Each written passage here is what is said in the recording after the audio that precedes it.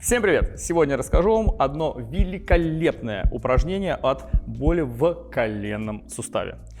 Для того, чтобы сустав не болел, необходимо, чтобы у него была хорошая биомеханика. А что означает хорошая биомеханика? Это, во-первых, полная амплитуда движения в суставе без боли и ограничений. И второе, хорошая работа мускулатуры, которая обслуживает этот сустав. По мускулатуре у нас есть очень много видеороликов, каким образом вы можете либо произвести миофасциальный релиз или растяжку этих мышц, либо дать упражнения на их укрепление. Сейчас же мы поговорим про самое главное, а именно амплитуду движения в коленном суставе. Чаще всего людей беспокоит, что их колено до конца не сгибается, но это не так уж и страшно. Дело в том, что если колено сгибается чуть-чуть больше, чем 90 градусов, то это вполне достаточно для обычной жизни.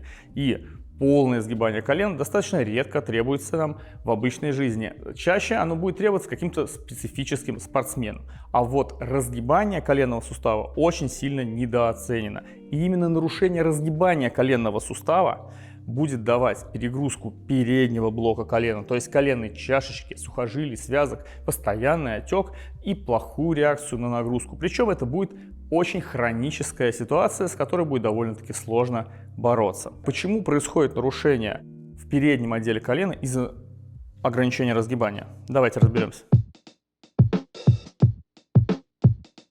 Во-первых, мы используем полное разгибание колена, когда стоим на двух или на одной ноге. Причем люди, у которых одна нога полностью недоразгибается, всегда предпочитают стоять с опорой на одну ногу, которая разгибается лучше. Это связано с экономией энергии в организме, потому что когда колено полностью разгибается, оно как бы замыкается на связках, и мускулатуре бедра не требуется так активно напрягаться для того, чтобы просто поддерживать себя в вертикальном позиции. Второе. Полное разгибание колена требуется нам для того, чтобы совершить толчок задней ногой. Для этого колено должно полностью выпрямиться, стать, опять же, достаточно твердым и менее подвижным, создать опору. И тогда стопа и большой палец хорошо отталкиваются и продвигают нас вперед.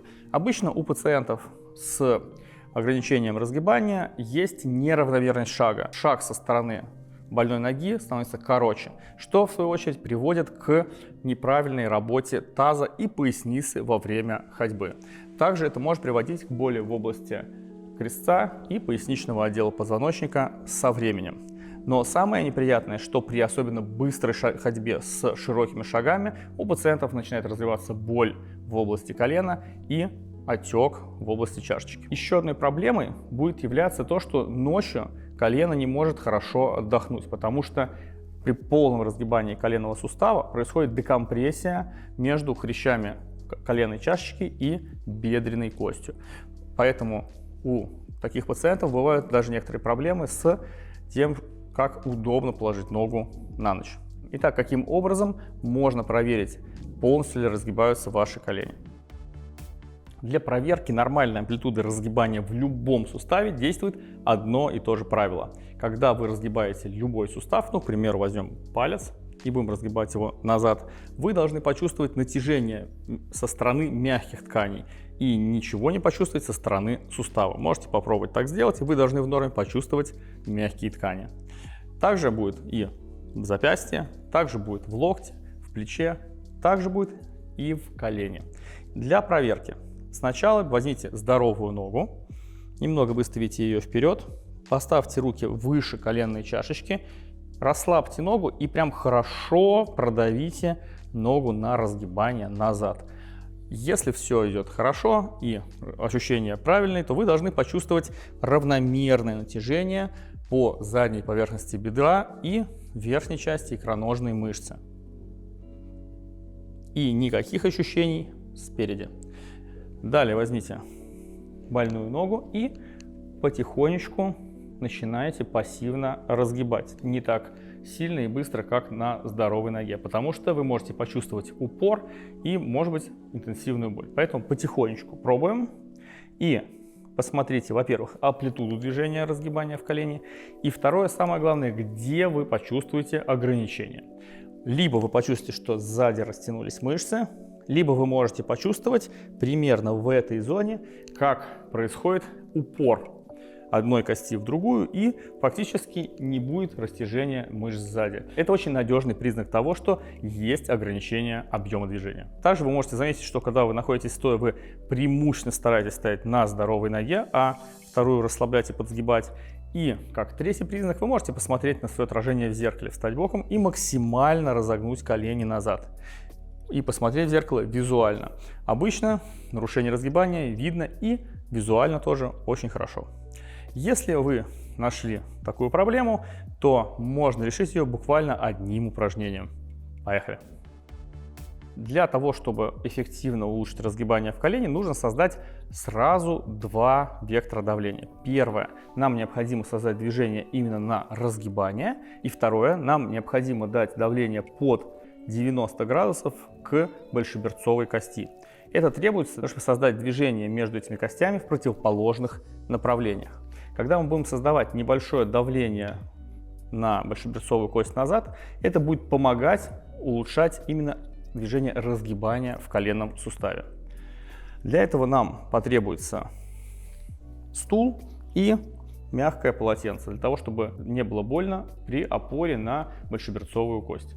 Очень важно, чтобы опора стула попадала не в связки сустава, не в коленную чашечку, а именно на кость. Для этого поставьте стул к стене и положите мягкое полотенце или одеяло на край для того, чтобы смягчить давление на большеберцовую кость. Далее поставьте больную ногу как можно глубже под стул и выпрямите колено, насколько это получается. Убедитесь, что давление происходит не в коленную чашечку и не в собственную связку надколенника, а уже в область кости.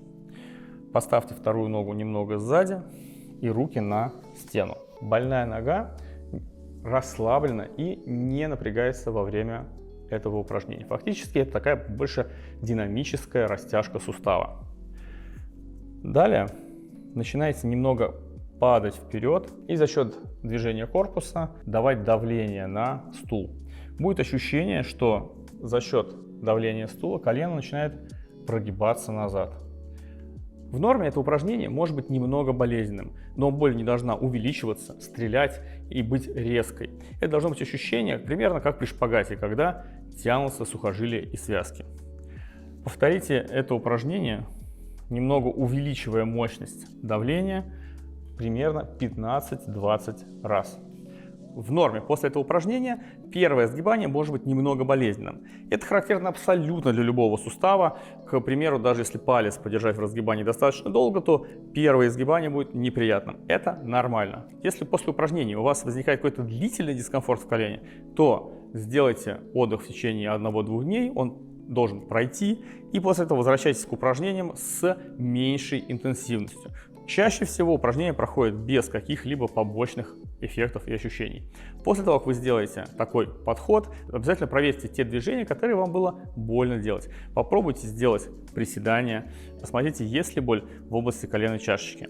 Очень часто, если техника показана, то вы можете почувствовать освобождение и легкость в суставе, как будто там усилился кровоток и колено более подвижно. Также вы можете посмотреть, что вы чувствуете при разгибании.